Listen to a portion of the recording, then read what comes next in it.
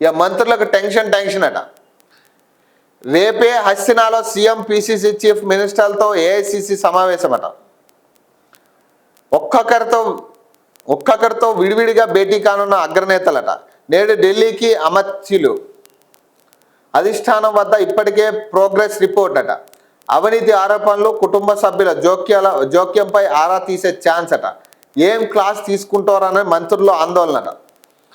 Delhi meeting ఇప్పుడు రాష్ట్ర మంత్రుల హాట్ టాపిక్గా మారింది. రేపు ఏఐసిసి నేతలు, సీఎం, పిసిసి చీఫ్తో పాటు మంత్రులతో ఢిల్లీలో సమావేశం కానున్నారు.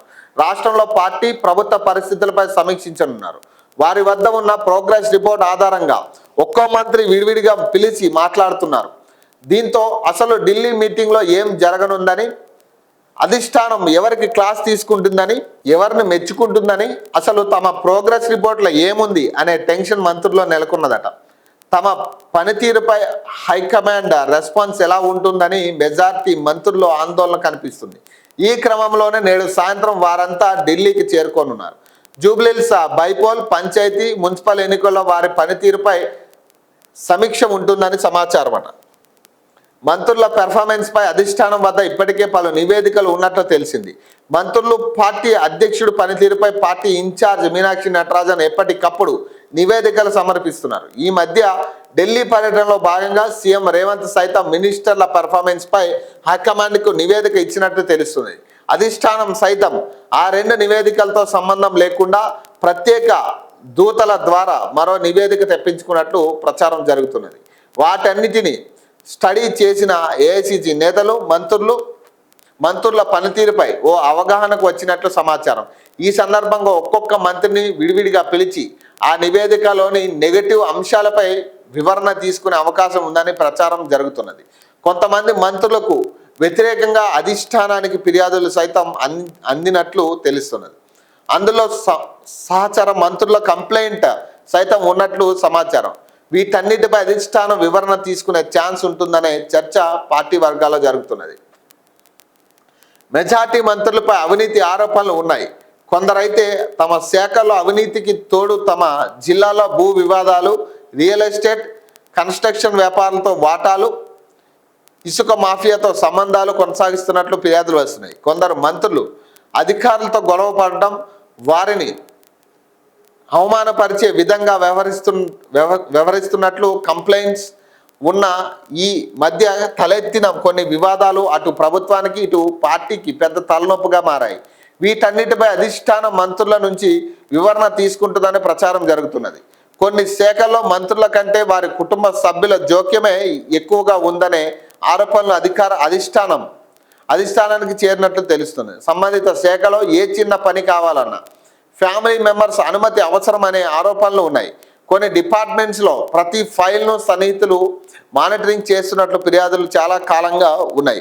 వీటన్నిటిపై అధిష్టానం కౌన్సిలింగ్ ఇచ్చే అవకాశం ఉందని తెలుస్తున్నది.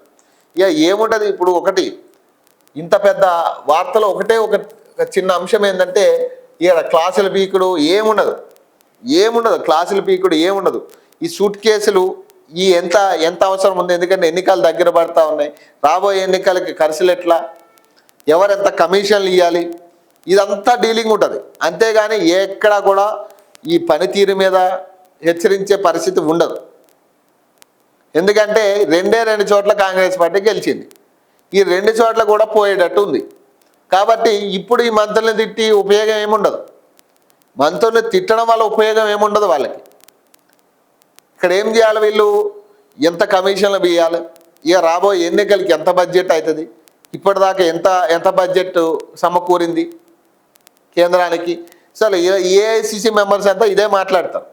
రాబోయే ఎన్నికలకి ఎంత ఖర్చు పెట్టాలి, ఎంత వసూలు చేయాలి క్యాండిడేట్ల దగ్గర నుంచి, జిహెచ్ఎంసీ క్యాండిడేట్లుగా పెట్టడానికి ఎంత వసూలు చేయాలి మనిషికి, ఇవే ఉంటాయి మీటింగ్. అంతకుమించి ఏ మీటింగ్ ఉండదు ఇక్కడ.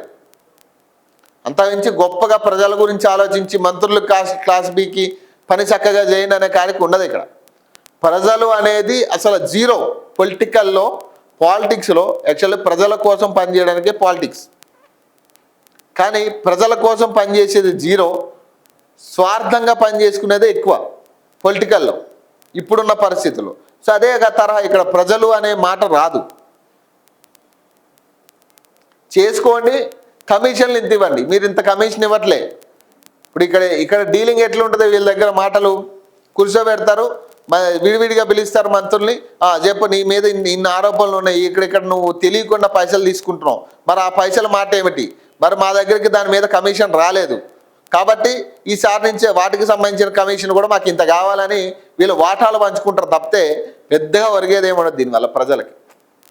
మళ్ళీ రేపు వచ్చిన తర్వాత ఏం చేస్తారంటే దాంట్లో కూడా వాటా ప్రతి నెల పంపించాలి మీరు, అంతే.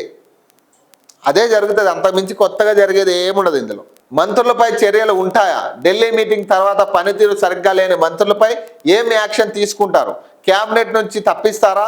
కేవలం శాఖల మార్పు వరకే పరిమితం అవుతుందా అనే చర్చ పార్టీ వర్గాల్లో జరుగుతున్నది. ప్రస్తుతం ఎంపీటీసీ జెడ్పీటీసీ ఎన్నికలు ఉన్నాయి.